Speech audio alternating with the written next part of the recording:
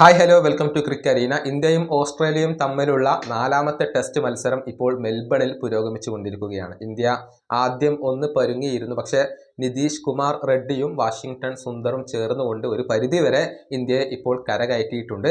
എന്നാൽ മറ്റൊരു സൂപ്പർ താരമായ ഋഷഭ് പന്ത് വീണ്ടും നിരാശപ്പെടുത്തുകയാണ് ചെയ്തിട്ടുള്ളത്.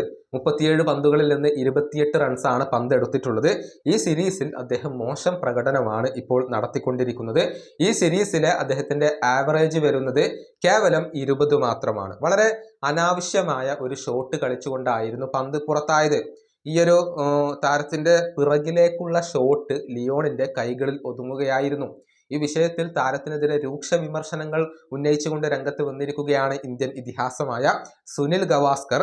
പന്തിന്റെ ആ ഷോട്ട് തീർത്തും വിഡ്ഢിത്തമായിരുന്നു എന്നാണ് സുനിൽ ഗവാസ്കർ ഇപ്പോൾ കമന്ററി ബോക്സിൽ ഇരുന്നു കൊണ്ട് പറഞ്ഞിട്ടുള്ളത്. അദ്ദേഹത്തിന്റെ വാക്കുകൾ ഇങ്ങനെയാണ്: വിഡ്ഢിത്തം വിഡ്ഢിത്തം വിഡ്ഢിത്തം.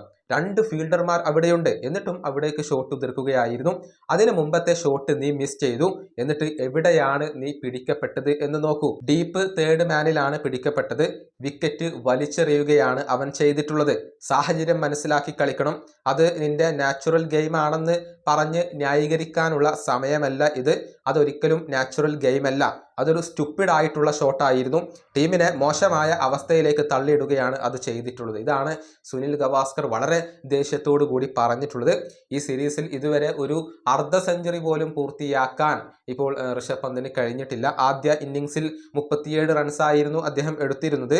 പിന്നീട് 1, 21, 28, 9, 28 എന്നിങ്ങനെയാണ് അദ്ദേഹത്തിന്റെ സ്കോറുകൾ വരുന്നത്. താരത്തിന്റെ മോശം പ്രകടനവും ഇപ്പോൾ ഇന്ത്യയെ പ്രതികൂലമായി ബാധിക്കുന്നുണ്ട്. ഈ വീഡിയോ അവസാനിപ്പിക്കുന്നു. അടുത്ത വീഡിയോയുമായി കാണാം.